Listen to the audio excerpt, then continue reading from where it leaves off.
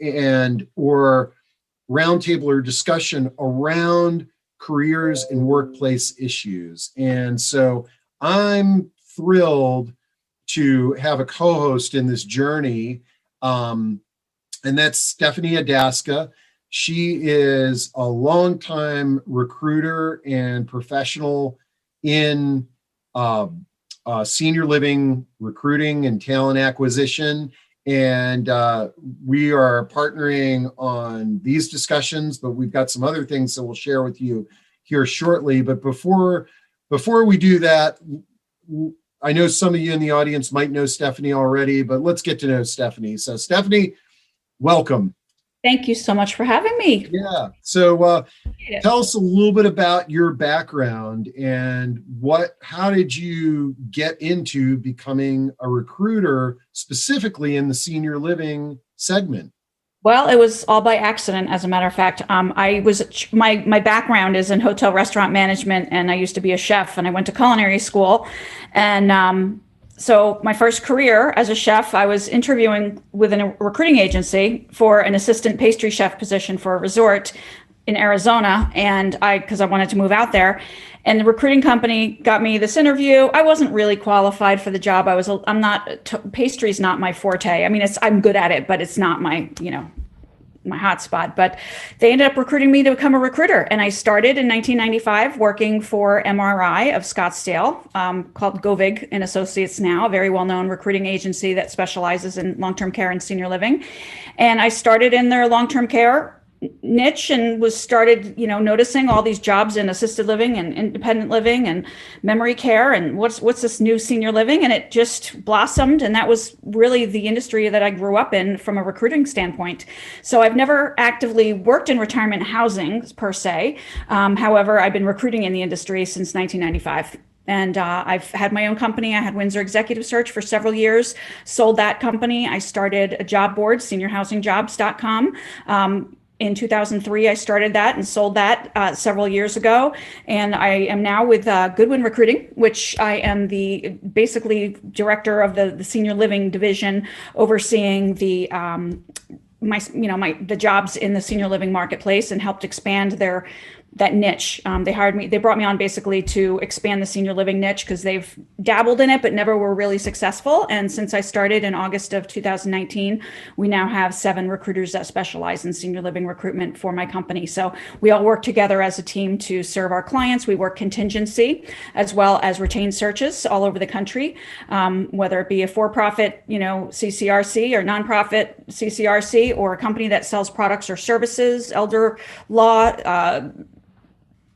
telemedicine. I have a client that has telemedicine services that they focus strictly on assisted living facilities. So every kind of position, from a director of nursing at a retirement community on up to president and CEO of a company that owns and operates retirement communities, and pretty much anything in between. Great. And this has always been a mystery to me because I've never worked in HR. I've worked for large organizations that used executive search firms. Pull back the curtains a little bit and speak from a basic level in terms of like, when and how do organizations reach out to you, and when does it make sense to use for a company to use a recruiter? And then what I think will be a very, very great interest to the audience is, if I'm thinking about making a move, if I want to get a new job or I want to look at my career options out there, when does it make sense for somebody to give you a call, and what can you do to help them? Great. Well, let me address the first part is when does a company, and when and how do they reach out? When depends on a number of factors. It doesn't cost, I mean, we have two options: contingency service, which means a client does not pay us a fee unless they actually hire somebody that walks in the door. So it doesn't cost them anything to take a look at what we can bring and provide to the table based on what they can get on their own through, running advertisements. In a contingency market, or a contingency position, it's a very exclusive arrangement, and there's money up front. It's in three installments. Those tend to be for confidential searches. So let's say your vice president of sales and marketing is just announced that she's leaving on maternity leave and isn't going to be coming back, and you don't want to announce it to the company yet. You might want to hire a recruiting agency to work on a retainer where it's a confidential search. Nobody's going to know about it until you actually officially announce it when that person leaves and we bring on the new person. The best time, is early on in the process, because that way we can that allows us time to find the right person. And that is our goal as recruiters. It's our job. I almost equate ourselves to being a matchmaker, like a dating service. I want my client to fall in love with my candidate, and they make an offer and they work happily ever after. That's the ultimate goal. The more time I spend up front getting to know my client and getting their culture and the feel of what's going to fit in there, the better job I'm going to do in finding that right individual that's going to fit well in their company organization. So, I mean, when can you use recruiter?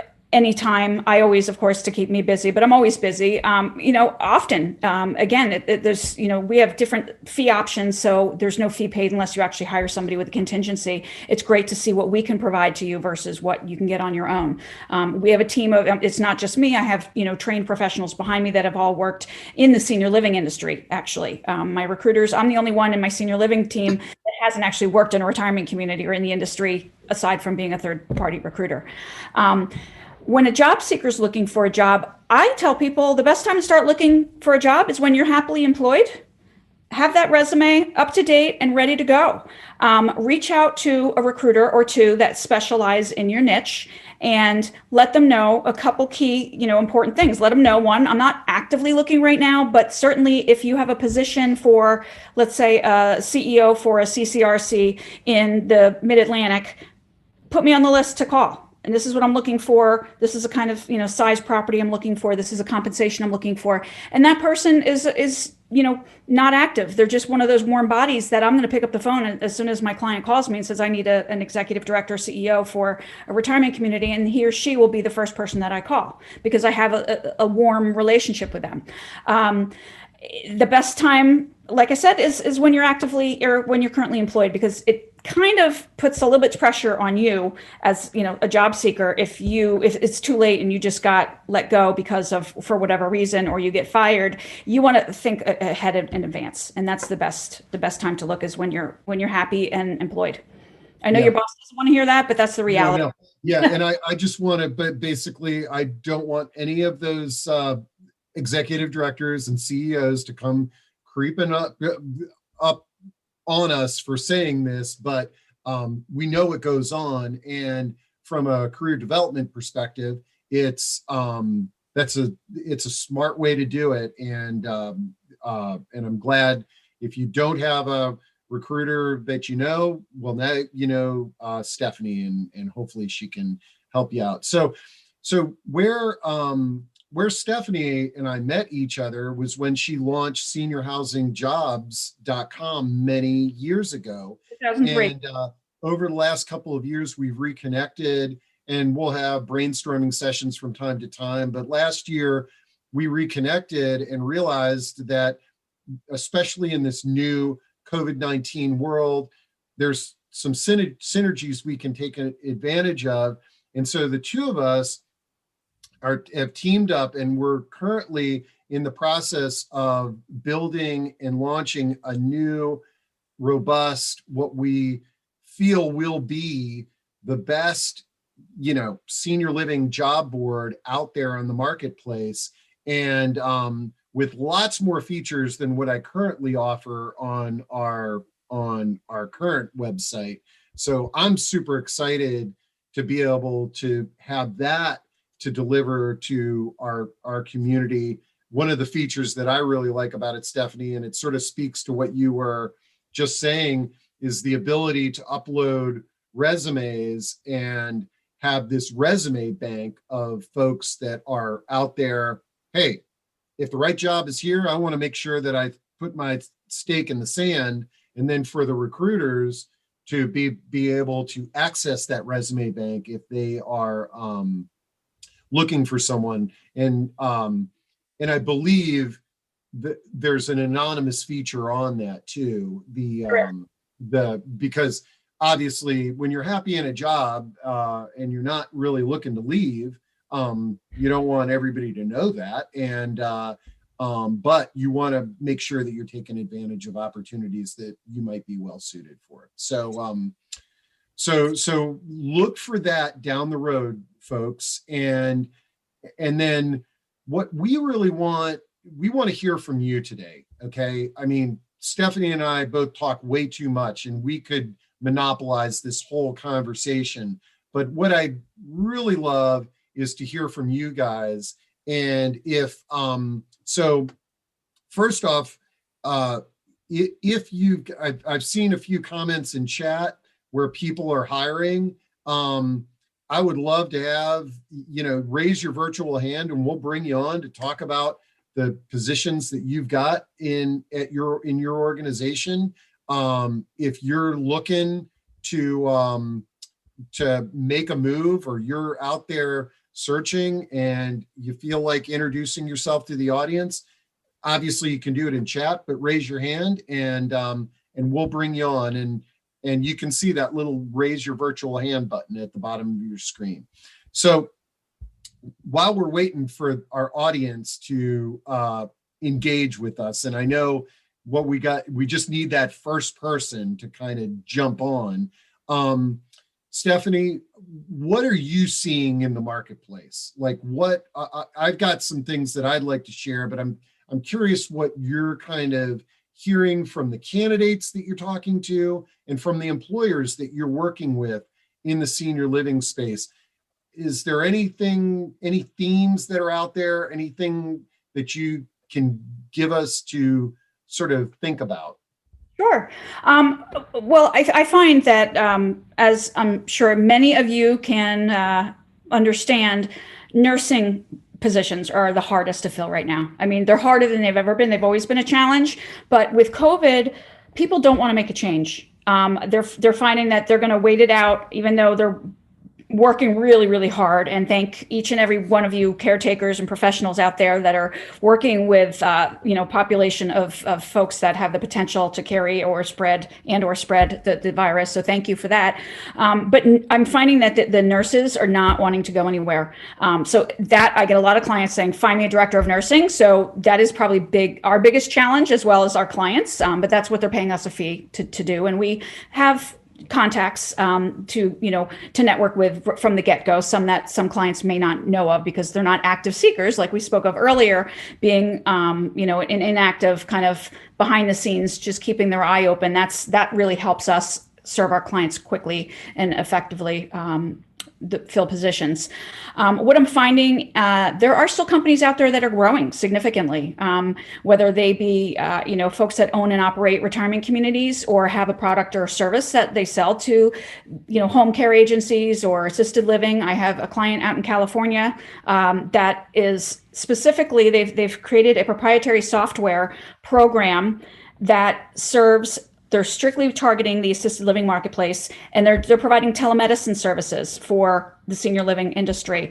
And they're growing so quickly. They have money coming from venture capitalists. We hired their 5th or 6th employee 3 months ago. Now they're at 28 people, and I have 12 job orders open with them. So they're huge. And I want to sort of interrupt you on that one, because that's an awesome, so often I think when I see people sort of exploring what they can do, or, they might not be challenged in their current position, they're looking for the same job in another organization. And when you talk about all the software and digital technology that's out there, these are opportunities. If it's in our segment, this is an opportunity to sort of stay in the segment, but then use your skill set in a new venue, like a platform that is selling to the organizations that you work at. And so I'm always sort of challenging people to think about, okay, you want to make a move, you're in your job right now. What are some of the vendors that you see coming in and out of your organization? They might be an ideal place to go work, especially if you love them as a vendor. Right. And that's a good point. That's a very good point. And I'm noticing, obviously with COVID has changed the way we've all do business at some point. I mean, I've always been virtual as a recruiter, or at least for the past 20 plus years.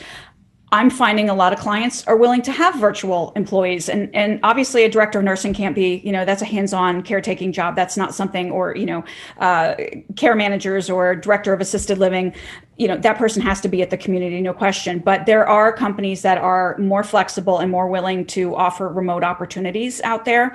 So if that's something that's of interest to you folks, either for yourself personally out there, or if you're a potential employer that is looking for people, consider that as an option, because people are really, really enjoying working from home. And believe it or not, some people thinking, they may have that kind of micro management mentality that, someone's at home, they're not working. That's the furthest from the truth. You'll actually find that there's more activity. People are getting up at 3 o'clock in the morning to let the dog out, and they're like, oh, let me check my email. And then they end up working for 2 hours. And so you almost get more activity out of them. I know that, I'm very motivated and driven in what I do, and I'm always so busy that I don't have time to not work.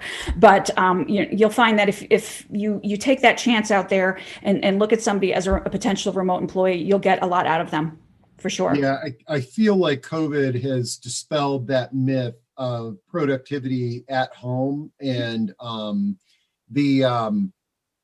let's see. Actually, Scott Compton and Mary Beth, I see I've got your hand raised, so I'm gonna call on you here shortly. Scott Compton, I browsed many types of senior living organizations and roles posted on job boards, LinkedIn, Zip, Indeed, and find it hard to get past must-have direct senior living experience only stipulations. Have asked recruiters about roles and moves, logistics, in and out of senior living communities and space and facilities, and have found no real response. I would think this would be a huge need for senior living. Man, great comments, Scott. And I've got something I want to share on that, but Stephanie, do you have any thoughts on that one? Yeah, great questions and thoughts on that one, for sure. I appreciate you putting that out there. In an industry so from a recruiter's perspective, my answer to you as a recruiter, my client is paying me a fee to find them somebody that has a specific experience that they're looking for, and they're usually wanting that senior living experience. But if you're not going through a recruiter, they're more willing to take a risk on you because they're not putting, an executive recruiting fee on top of your placement there. And I'm just putting it right out there. My clients are paying me a fee to find them what they want. So I always give them what they want. And usually it requires the senior living. However, Scott, if you have a background that is a good transition, for instance, like hospitality, running a hotel is very similar to running a retirement and independent living facility. Being an executive director / general manager is very similar, equating to the hotel operator. So same with the food service, food and beverage, or even sales management. So if you have those experiences, you can sell yourself by, and what I always recommend that people, if they don't have the experience, is start with your local or your state affiliation of Argentum, Leading Age, Healthcare and Assisted Living Association, leadingage.org, argentum.org, and National Healthcare Association, NHCA.org, I believe is, and they also known as the National Center for Assisted Living. They are great places for you to find either the national or the state level associations and start networking with the people in there. Join the local, get involved, raise your hand, volunteer. If that's an industry that you really are passionate about and you really want to do that, get in there and start being seen by people. And they're going to say, hey, Scott, I saw you. I met you at the last, monthly meeting, or I saw you on Zoom at the month meeting, and you're interested in opportunities. I have an opportunity. Give me a call. It's about getting out there in front of the right people. An executive recruiter may not be the best resource for you. I hate to say it's not that we don't want to help you, but again, our clients paying us a very, specific, to find them something very specifically, and usually it requires senior living experience. There are exceptions to the rule. never say never. So if you're interested in opportunities, send me your resume and we'll do a quick, a short, conversation, and I'll keep my eyes open for you. But your best bet is actually doing it on your own and networking. Great. And let's see. Oh shoot, Mary Beth, you lowered your hand. I wanted there we go.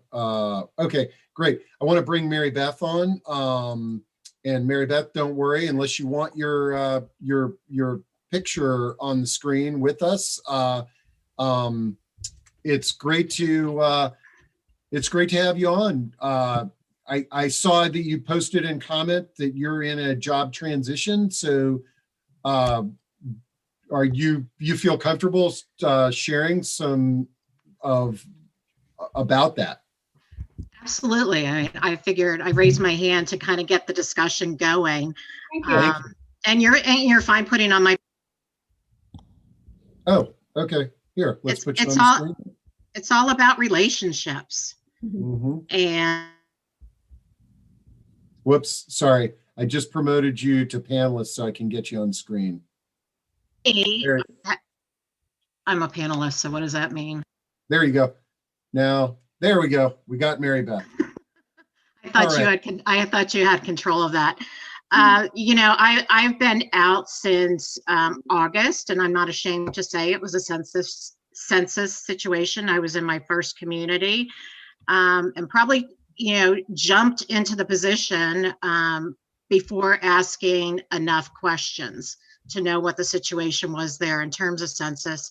But wanted to share that I've had home care experience, 9 months or 8 months, 9 at only assisted living, and just really love being with the residents. I have 2 degrees, and I'm not going back to get a nursing or a social work degree, which would be either what I'd want, but I'm really looking for something non-clinical where I can be right there on the front line with the residents and the families, because having to be forced to stay in the community and not be out on the street, as I'm sure a lot of you feel, you were held back because of your community, you couldn't get out or whatever, that really helped me to hone in that I really want to be either in a community or where I am on the front line helping those families. And I loved memory care. Okay, well, this is great. People said, I don't know if you like that, but you know what, I did. Awesome. Maybe because the residents don't know if I repeat myself. Mm-hmm. And so I've been looking and happy to share the resources that I've got, and appreciate you bringing Stephanie in. Excellent. Well, thank you, Mary Beth, for kicking this off. I think this is a great way for us to utilize this platform, get the word out there that you got a candidate here that is has got experience and is really, your experience, especially in COVID-19, is helping you kind of hone in on what you're passionate about and where you're going to deliver maximum value. Yeah, I even thought that I'd want to be a contact tracer until the tracing people called me this weekend. So I definitely don't want to do that, because that was a long phone call. Oh wow. Okay. Well, that will be a position that's going to be out there for the next couple of years at least. Yeah. So I guess I shouldn't say no, but right opportunity, I'll take it. Great. Well, thanks for sharing, Mary Beth. And I throw your stuff in the chat there, and then folks, contact Mary Beth if you can be of help. Okay. So I think you're going to pop off the screen here shortly.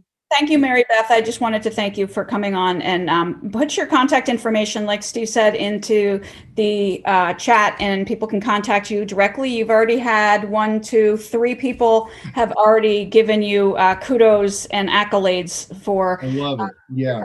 and professionalism. So that's a good sign right there. That being said, I will continuously through this whole time, I will be adding my own contact information. If anybody needs to reach out to me, whether you're a job seeker, whether you're an employer, I noticed a couple people saying that they have positions available. I will reach out to you within the next 24 hours after our meeting to reach out to you and discuss how I can help partner with you to find staff and for those who are job seeking, again, reach out to me, send me a resume and mention that we met here, and we'll take good care.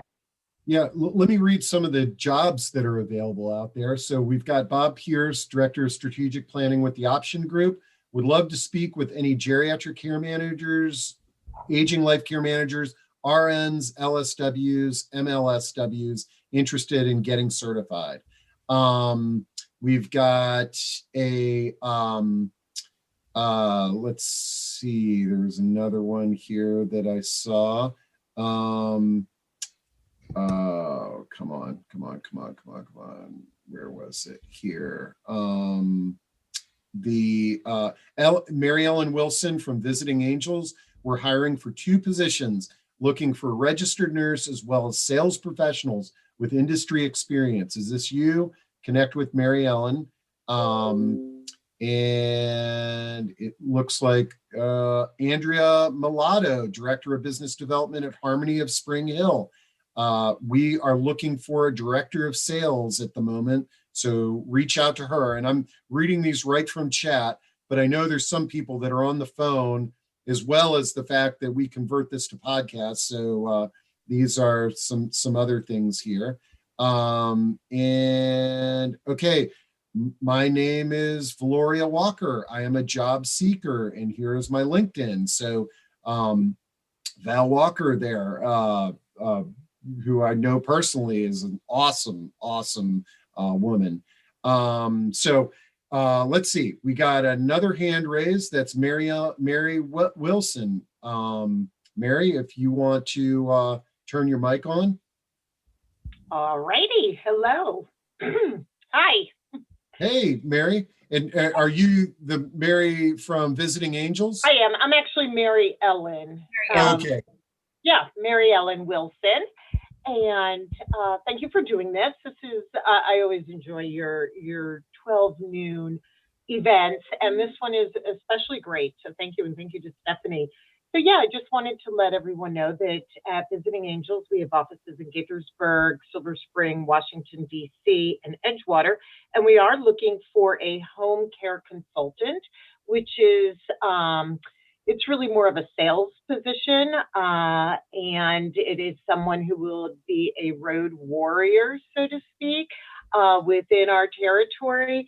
And I guess you could say would be a liaison between our industry partners and ourselves, among lots of other things. So that is a position that we are looking for. And we are also looking for a registered nurse who will be doing a lot of our RN assessments with our new clients as part of our onboarding. And I believe they will also be doing some nurse monitoring as well.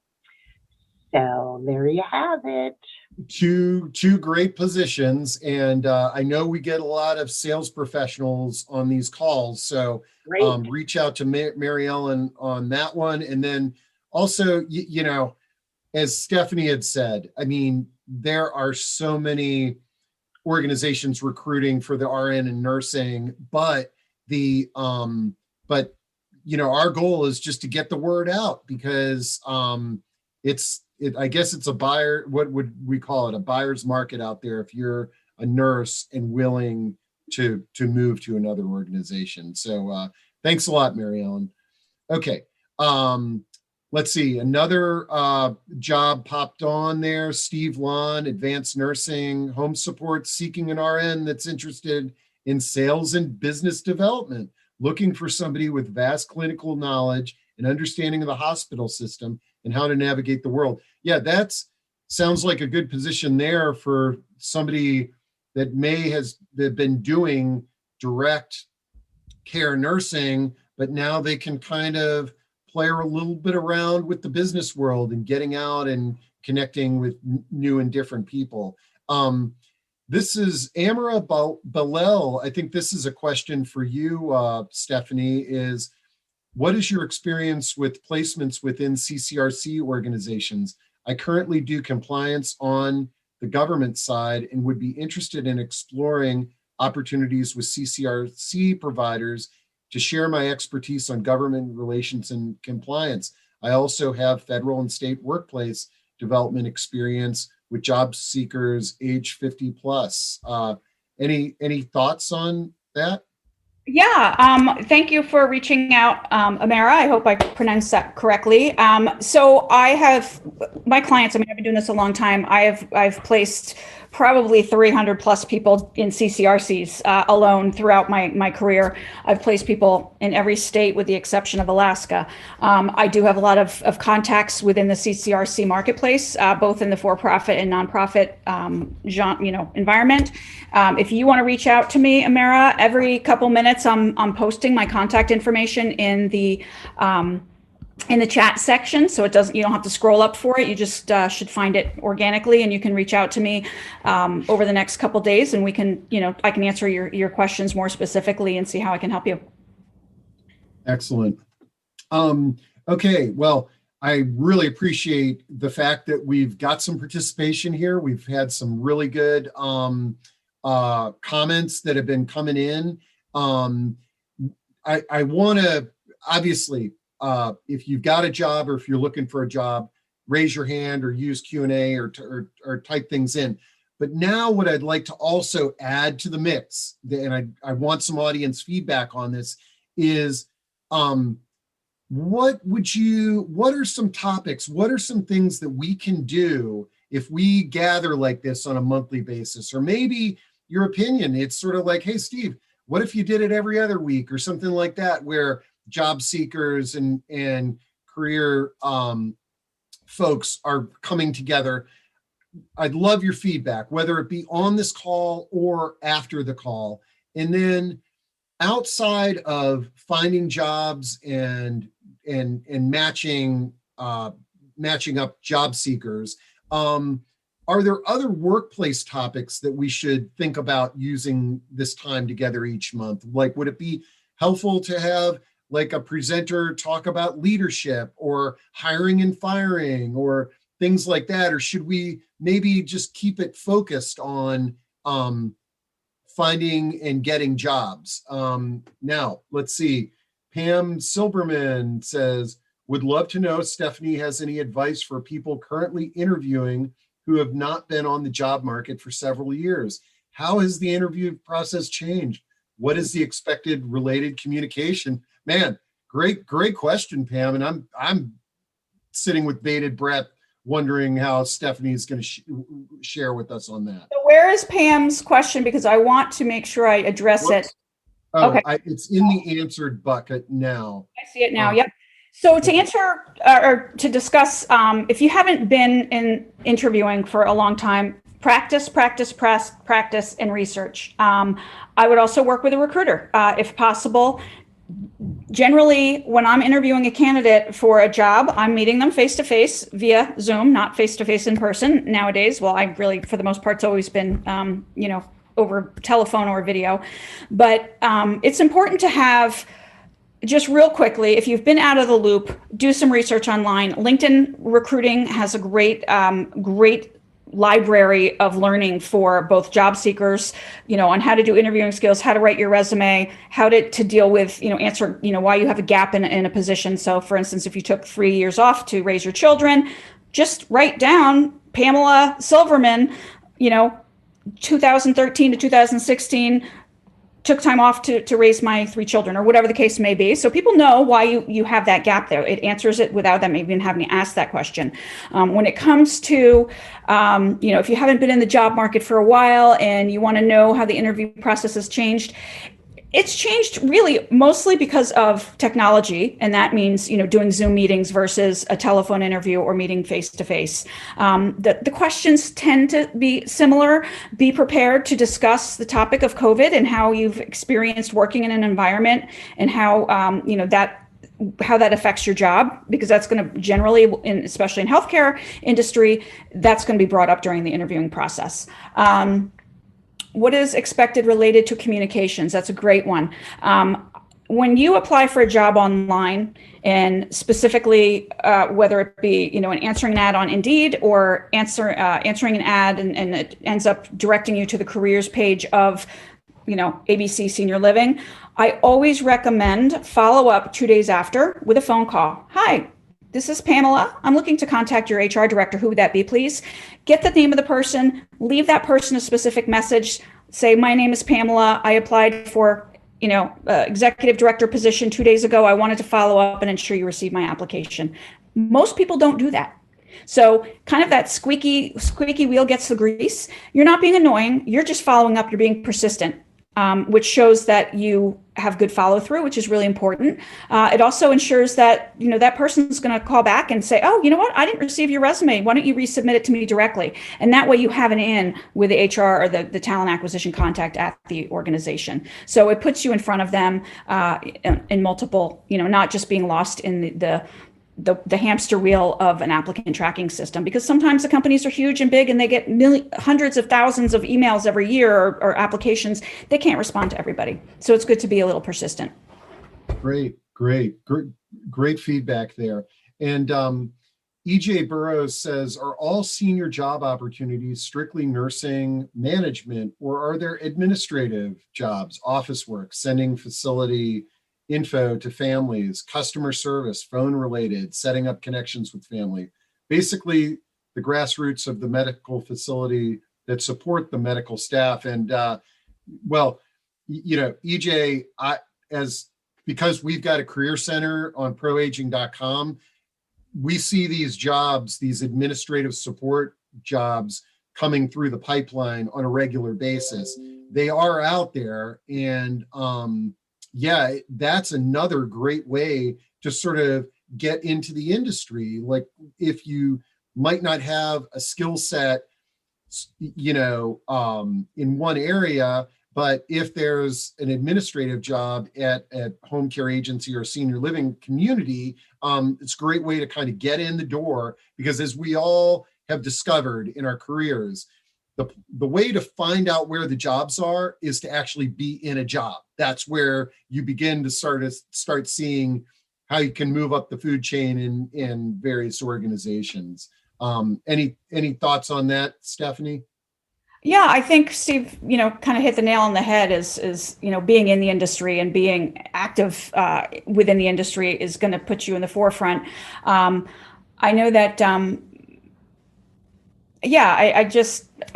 I don't really have too much to add to that, other than I agree with what you said, and just being there active. And like I said early on, is the best time to start looking for an opportunity for yourself is when you're current and happily employed, and that allows you as much time to find that right position.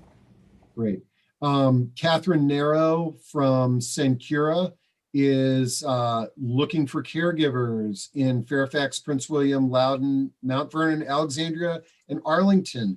And, I want to touch on a topic, and I'm going to bring up Mark Ash's comment here shortly, but something that you talked about is hospitality and dining industry. I mean, two segments that have been just decimated by COVID-19. And we're gonna be doing a webinar next month on what can the senior living world learn from the hospitality industry. And I think it's going to be a great discussion, but there are a few senior living providers out there right now that, instead of going to the pool of experienced senior living professionals that are out there, they're going to the hospitality industry because they want a new skill set coming into their organization. And so, something to think about for the employers out there, or you may have had some hospitality experience on your resume. Now might be the time to spotlight that, in terms of bringing that to the forefront. But what I was also saying in terms of, so recruiting caregivers is a very challenging process. Okay. And we've all tried a million different things. It's, and especially when you're going to the talent pool of specific caregivers. But one place that might be a great place to get caregivers now is in the hospitality and the dining industry, where a lot of people have been let go. If your organization can train these people in the way that you work, you may be able to get them over as very qualified caregivers for your organization. That's a great point, Steve. And also, not only are you able to train people the way you want, they automatically have that natural, hospitable, that comfort level of being with people and being, I think caregiving and being a hospitality leader are very similar because it's very hands-on, it's very warm and engaging. And I think that's a great, attribute that you can get from the hospitality professionals out there.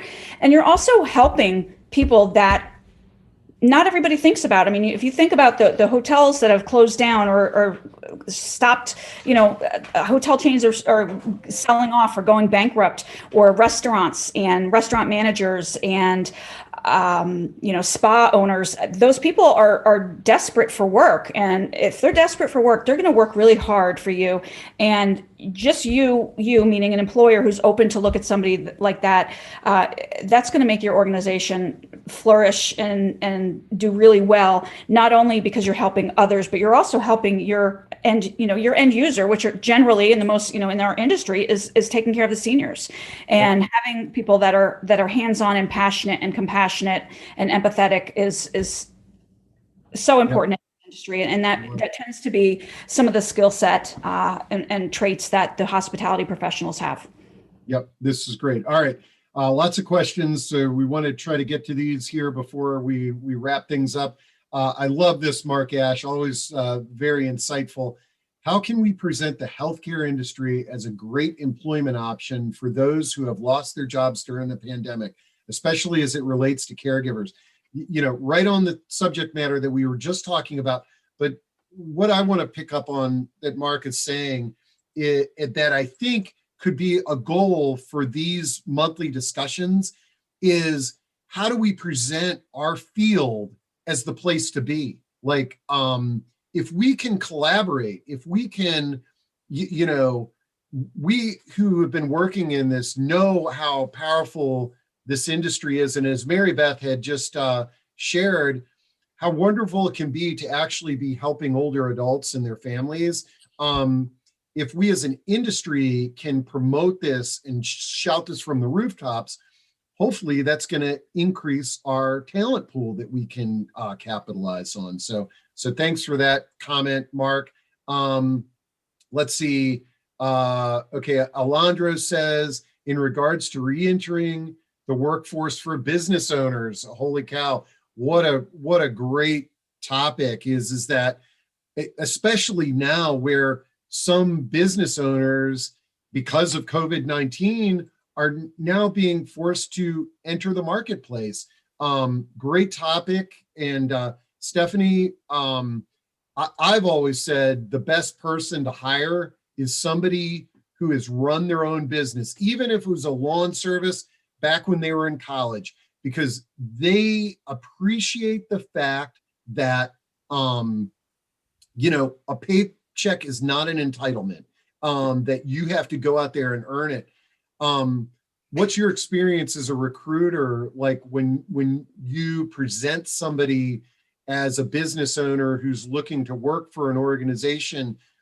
Do sometimes your clients, are they hesitant because they're like, oh, they're going to just work here for a little bit and start another business? Or do you find the opposite? It really depends on the client. Every client of mine that I work with, I mean, they're from all over the country. They're all, different levels, different, products or services that they sell. It just happen to all be related to the senior marketplace. But I have a client right now. They don't want somebody that has owned their own business recently because this particular client feels that they're not going to take direction well. You were the top dog at your own company. You had people reporting to you. Why are you going to listen to the vice president of sales as a new regional sales manager if, I used to own my own business, I don't need to hear from you. So there is a little negativity, there's a little prejudice in that regard. Some people are very open to it. Like you said, we're both entrepreneurs. We work our butt off and have, for years and years, when most people have just a comfy paycheck and, they work a job. When you're an entrepreneur, you're doing everything from, taking out the trash to, making sure your staff has healthcare and making sure that the money's in the bank for the checks to clear that week and anything and everything in between. So some clients like that entrepreneurial mindset, especially with a startup company, because when you're starting up a company and you have a new business, there's so much ambiguity. There's so many things to do. It's good to have somebody that's flexible and willing to go with the flow and said, oh, I've been there before. I've done that before. I've implemented a new applicant tracking system. I can do that. I can go search them, give you 5 ones, and you can pick the best one, and I can get it implemented with the company. Those are the kinds of things that an entrepreneur can bring to the table that maybe somebody else doesn't have that experience. So, it goes both ways, but I'm telling I suggest, and I'll shut up shortly, Steve, is, for those employers that are here right now listening, is open your mind a little bit when it comes to somebody who's been a business owner and maybe they lost their business due to COVID and the pandemic and the outcome of that. Look at as wow, they can bring a lot to the table and diversity, and they're really flexible. I'm done, Steve. No, this is awesome. And really something that this speaks to here also is finding the right match. And it's not just that business owner, but it's sort of like, it can be frustrating when people might not have a bias towards us, but it's sort of like an employer saying that I'm hesitant to hire somebody that owned their business because of X, Y, or Z. As wacky as that rationale may be, it's sort of like you've now identified that's not a match. Now, the one thing that I know about good business owners that are re-entering in the workforce, they got great sales skills. And so my gut level feeling is that if you've been running your own shop, you're going to be able to sell the skill set that you have that's over and above somebody that might be climbing the corporate ladder. But if the leadership is not going to embrace you, you probably want to find a different organization. Okay, Alondro had a great resource here that I put into chat. Age Equity Alliance is a 501c3 partnering with communities, government organizations, and businesses to create age equity in the workplace. Age equity applies to employees across the age spectrum. And Alondro, I reach out to me because maybe next month, I would love to have you on for a bit to just talk about this initiative, because I think age equity in the workplace is something that we should be discussing here on a monthly basis, is that in addition to career opportunities, it's how do we get other employers out there to not take ageist viewpoints of staff. Audra Bacata says, how do you see CNA health aides who do so much of the personal work, salaries going up? They are such an important role in the impact of seniors' lives and seem to be paid low wages. Audra, this is a great topic for these monthly discussions. I don't know if me or Stephanie can talk about that at length at this point, but I would love to do some research and let's get a speaker in on what is it going to take to increase wages for direct care staff. Absolutely.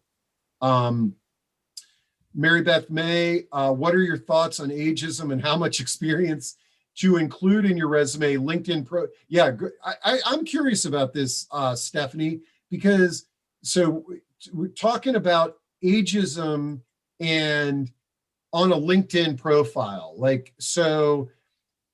The fact that a hiring manager may not be as age biased as those of us on this call is, I've noticed on some LinkedIn profiles where people don't include their graduation date from college, and my gut level feeling is that's because they don't want to be burdened by any age bias. What's your thought on that, Stephanie?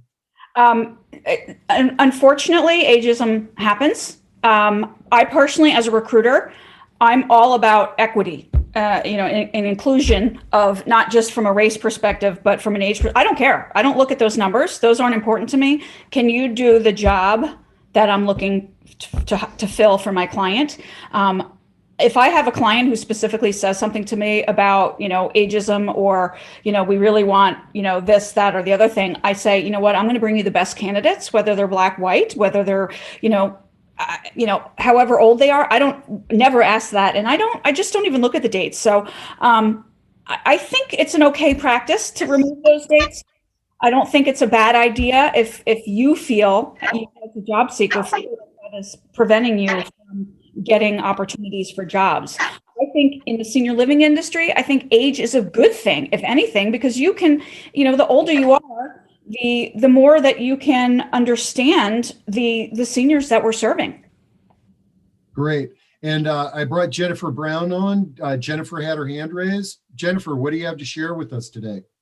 Stephanie, I wanted to get your opinion. I've noticed some of the senior living operators, when recruiting for sales and marketing personnel, they tend to lean, some of them, on they're looking for strong closers. They sometimes are looking for people who have sales experience outside of the senior living industry, and bringing in some cases, people from really very different worlds to come into the sales world of older adults.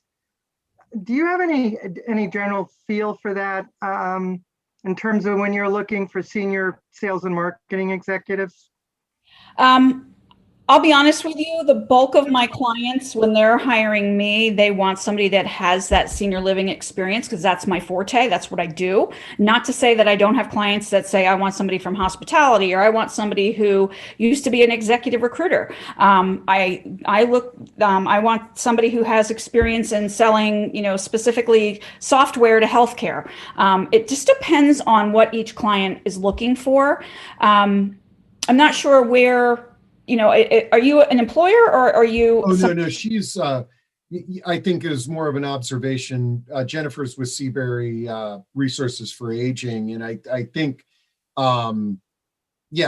Jennifer, thanks for that comment. Very thought provoking. And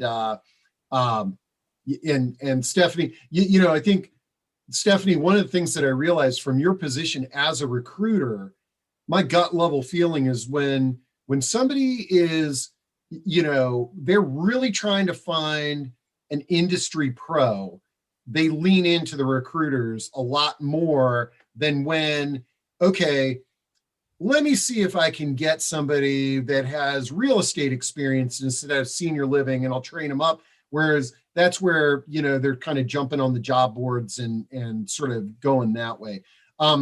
We got a hard stop at 1, so I want to get through some of these comments here.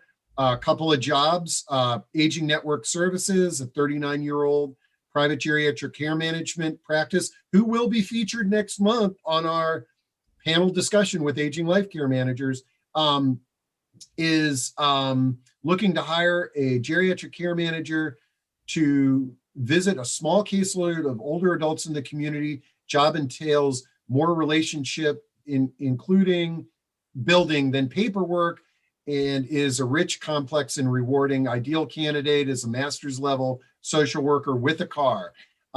So that's in chat there. Charter of Woodholm Crossing in Pikesville, Maryland is looking for LPNs and caregivers. Call Victoria Rosner, and that's from Barrett Killenstad. And the congrats to the Charter of Woodholm Crossing. That was a Brookdale community that they have recently acquired and rebranded. So that's exciting there. Let's see. Okay, would love to see more about wage increase as well as age equity. Yeah, that's one where I think that would be kind of cool, Stephanie. Maybe 1 month. There's some salary surveys out there that organizations have done, and maybe have a little discussion on kind of salary ranges for various jobs in senior living.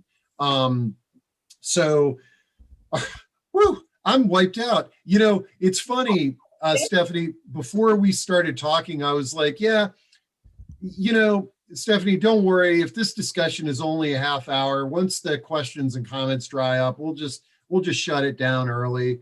We don't need to tell them that we've got a whole hour. I'm blown away. I think as a first try at sort of having a discussion around this, I personally feel like we can really play around in the sandbox and have some dynamic conversations, especially when our new job board is launched. Right. So I want to thank you for being such a great co-host with me. I want to thank the audience for participating, and we'll follow up with the recording. We'll copy the chat. I'll give you Stephanie's contact info, and hopefully in the next month we'll have our new job board launched, and we can really start promoting that in a big way. Absolutely. Absolutely. Well, thank you very much, everybody, for participating. This information is going to help Steve and I really create a great plan for the next, well, I guess 10 months left in the coming year. And Workforce Wednesday, we're planning on doing it once a month, correct, Steve? Absolutely. Yeah. So I'll get the next one on the calendar before we send our email out, so you guys can mark your calendars and share this is happening. If we can share this amongst the HR professional community, that's where this thing can start to really blow up in terms of opportunities and matchmaking. All right. All right. See you guys at the next one. And Workforce Wednesday, right? Yeah. Okay. Bye-bye. Thank you, everybody. Thanks, Steve.